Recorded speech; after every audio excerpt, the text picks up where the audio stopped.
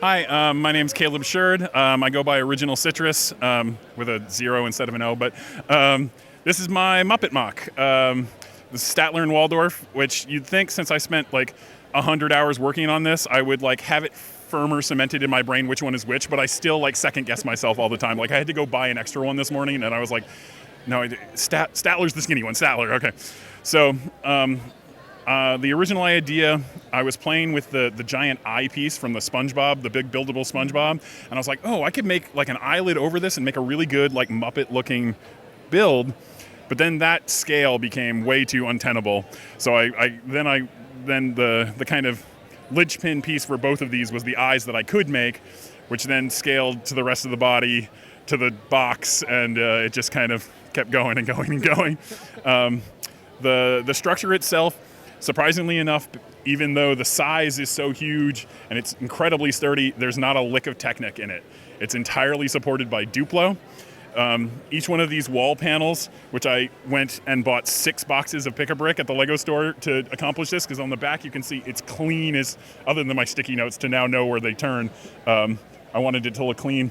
But each of these, since it's 5 bricks, is 2 Duplo bricks tall, and then 1 regular brick, and then a plate across to hold it all in place. Sorry, I didn't mean to bump the camera. So that's what holds it all across. And then usually I'd like to be here on Thursday. I spent all day Thursday morning to Thursday night finishing the build because I was about 6 inches shy of the top Thursday morning and trying to get this to hold in place with the weight. There is a 2x12 Duplo brick that runs the back to the front that holds the weight of the whole awning. It's kind of insane. I don't know.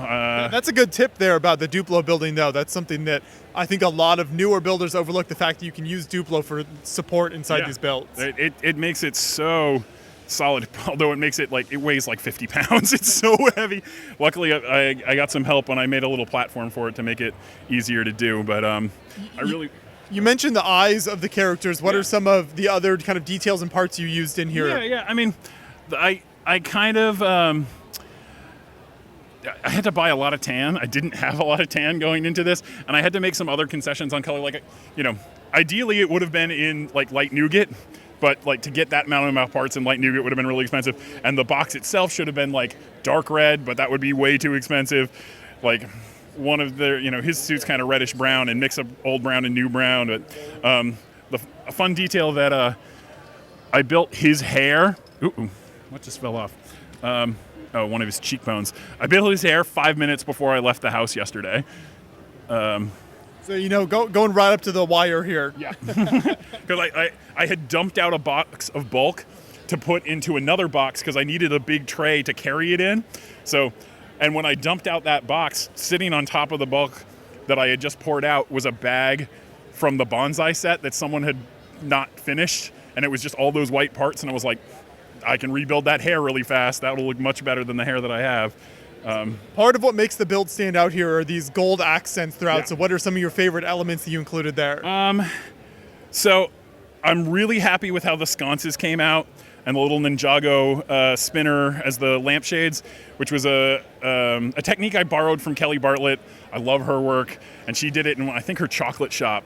And I was like, oh, I can, but hers were like suspended from the top, and I really wanted them to come up like that.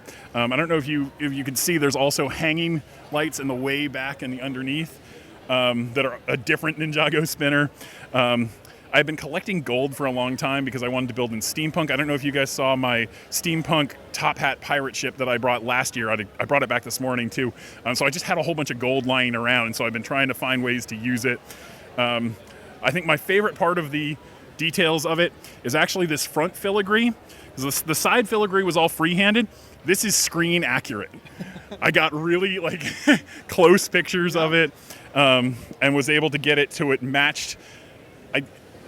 Unfortunately, I couldn't really tell if the pictures I was looking at were from the Muppet show or one of the Muppet movies or Muppet 3D Land and Disneyland, because every version of the theater box has slight variations.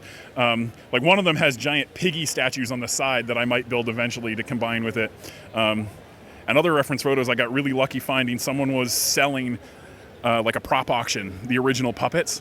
And so there were beautiful like full 360 rendered photos of the heads that I was able to get really accurate detail and get the shapes right. And long term, I want to get it mindstormed so that when I push a button, it plays a sound and they move in like tandem with the sound, and then they do the the punchline at the end, so that I don't have to do it all day long, because it's already stressing my voice, and I've only done it like 10 times today and 20 times yesterday, but it's just going to keep going. So but I love that you are able to interact with the public. So if you want to show that off to us and kind of how that works here. Okay, so it's pretty simple. There's just knobs that move the head. Unfortunately, one of the gears is reversed, so to turn right, I have to turn left, and to turn left, I have to turn right. That one's correct. And then the little knob just slaps the hand. And I put in this mirror so that I can see where they're looking now. So it's easier for me to like gauge where I'm looking. I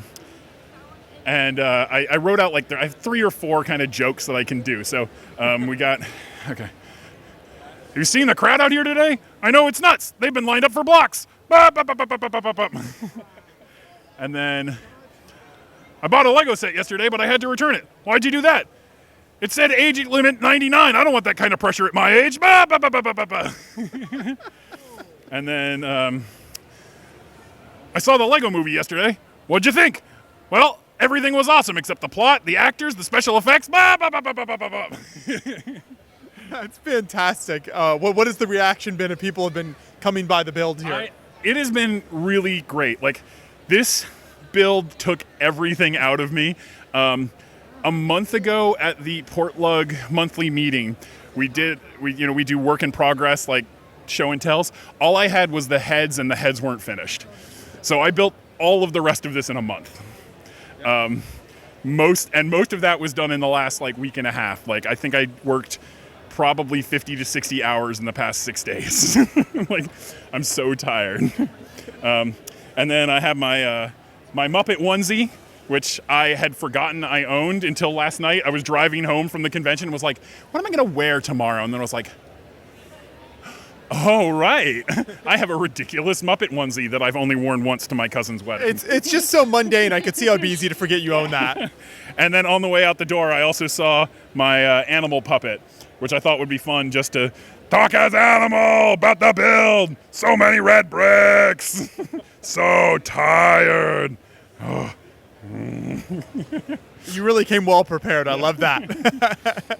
Well, this is a whole bunch of stickers to hand out, but unfortunately they're not Muppet themed. But this is super fun here. So thank you for all your work on the build, and then just bringing it to the show and interacting with the public here. So keep up the great work. Kind of matched red with you today too. Yeah. We're trying our best out here. Thank you. Yeah, you're welcome. Nice to meet you.